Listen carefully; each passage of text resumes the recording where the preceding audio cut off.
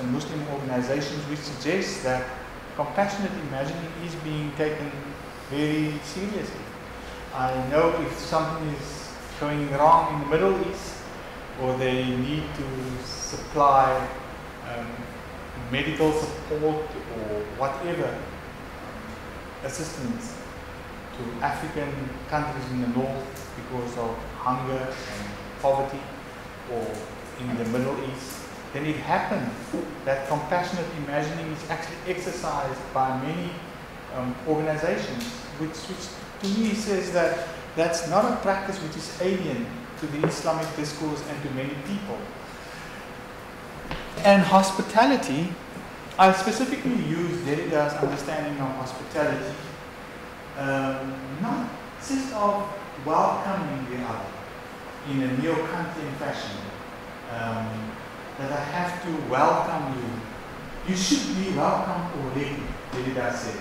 Because if you argue that you have to welcome the other, you automatically put yourself in a position of authority as if the other should be dependent on you welcoming them. They should feel welcomed by themselves. So they should actually, Derrida's point is, they should actually welcome themselves, and they shouldn't feel like aliens or strangers or foreigners who are invading your lands. He doesn't ignore, of course, I'm talking about his book Cosmopolitanism and Forgiveness.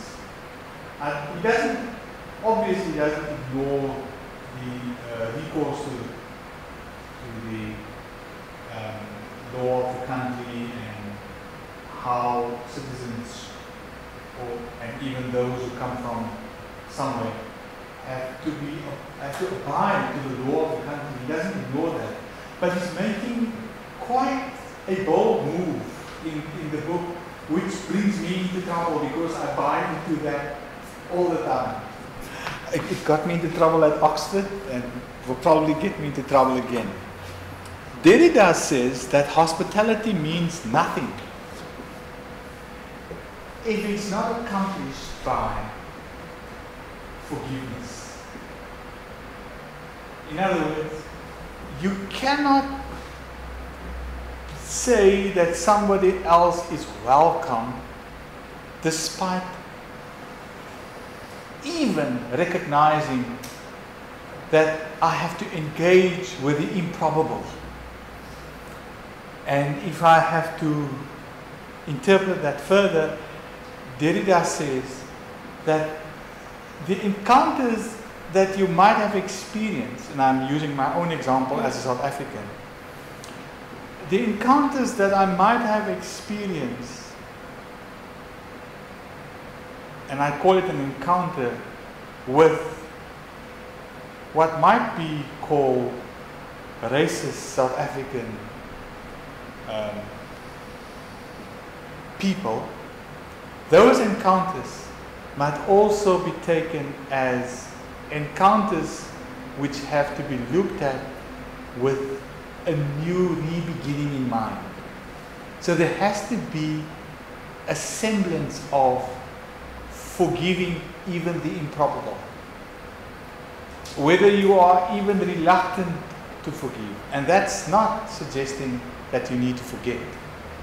I think the Truth and Reconciliation Commission in our country is an example, South Africa, that maybe there was a degree of forgiveness, otherwise there could not have been a peaceful democratic transformation in the country. Otherwise we would have had violence and anger. So that to me suggests that it's possible for forgiveness to surface. I have to be very careful in my selection of words. To surface, and that kind of hospitality where even the improbable are forgiven, that you might not, actually going against the grain, that you might not want to forgive, but for a re-beginning you need that kind of forgiveness. Now, if you ask me, this is now not rushing away from the point, if you ask me whether that kind of forgiveness exists within the Islamic understanding of ta'aruf, I cannot imagine that it should not be there. It should be there, because how can we have what Hannah Arendt calls in the human condition ad nitium, new beginnings? And unless you have a sense of hospitality informed by forgiveness, you cannot move on. So what have I done so far? I've actually suggested that Islamic education and democratic citizenship education are not at variance or in conflict. You can make an argument that Islamic education is commensurate with democratic citizenship education, and vice versa as well.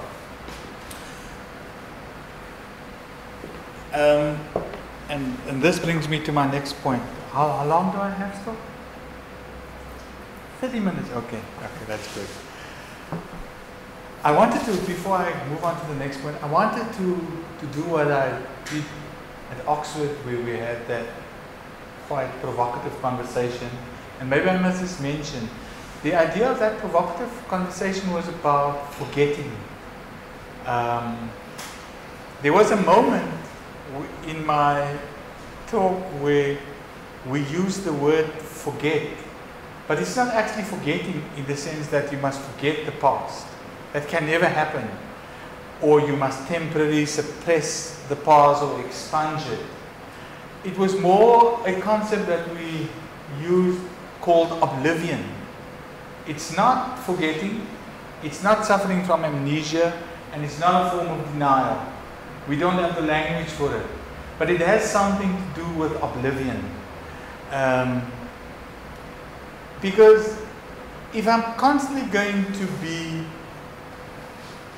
consumed with the notion that you have done me wrong, you have caused me pain, I wouldn't move on. But I'm not saying that you should forget that. That would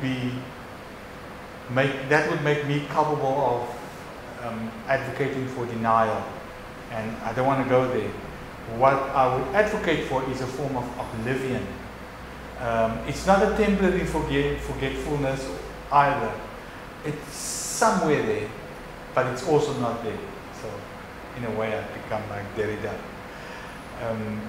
Derrida actually says, as soon as you begin to think you understand me, you don't actually do that. So that's okay. And that's the point we made about oblivion. But I don't want to bring it in here because I would be stretching a bit, and then the debate would go beyond the point that we actually wanted to make. And that is, there has to be a semblance of forgiveness. And the forgetting or the oblivion story can be somewhere there, but we shouldn't also be oblivious about the fact that there is something like oblivion that has to come into play for forgiveness to unfold. Otherwise, we will constantly be saying, you have caused me wrong, and we don't deserve to move on. The situation doesn't deserve to move on to a new beginning. We can fight endlessly. And that to me is not productive at all. So now I want to use my understanding of how commensurable Islamic education and democratic citizenship education are, and use my Cavell lenses to look at the doctrine. Okay, let me first remind you what Cavell argues for.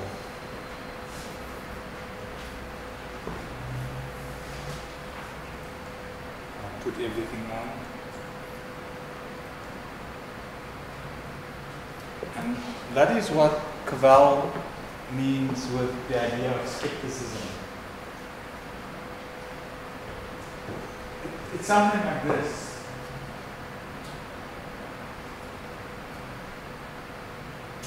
I hear that you're telling me you have pain. but I don't know your pain. But I can know your pain if I'm experiencing your pain, but I'm not. So you tell me that you are in pain, but how would I know you're in pain? You would never know.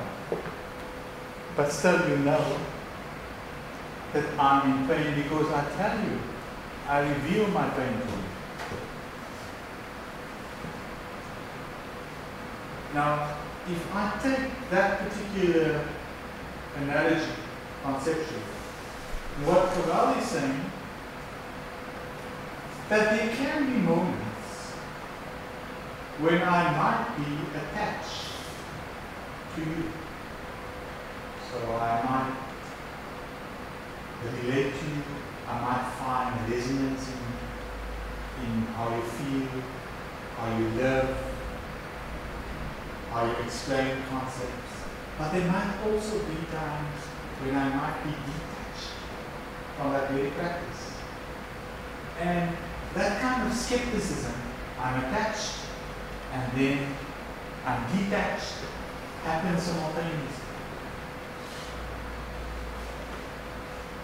So, what am I saying?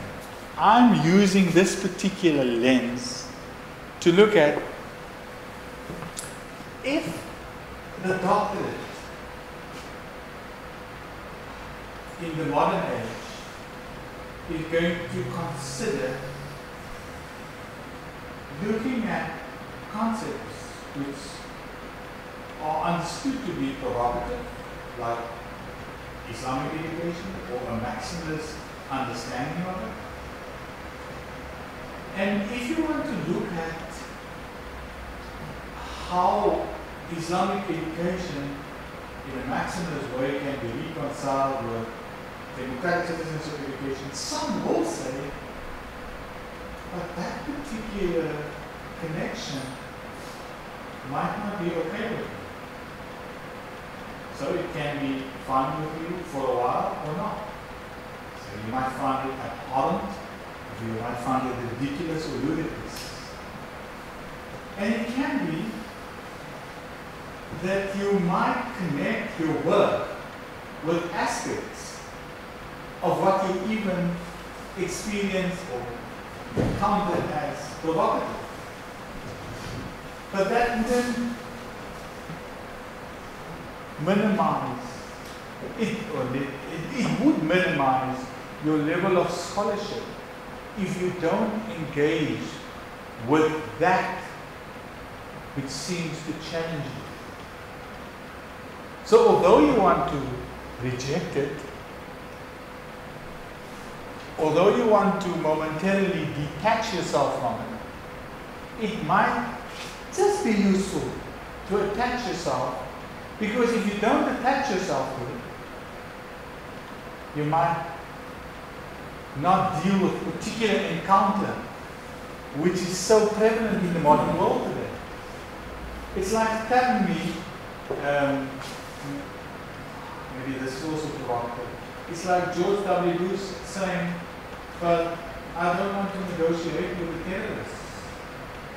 Well, I would put on my Machiavellian lenses and say, well, I would actually do that. Because how would I know what is actually going on in the mind of what I call fundamentalists or terrorists if I don't engage with it? And how would I actually make a difference in their thinking if I don't engage, and vice versa? So using that particular analogy is probably what I have in mind. So what I'm saying, if you are averse, that's my first point, if you are averse to engage with particular notions of Islamic education, which you might find totally provocative and not as conservative as it ought to be, then you might just attach yourself momentarily to it, because not doing that would deprive you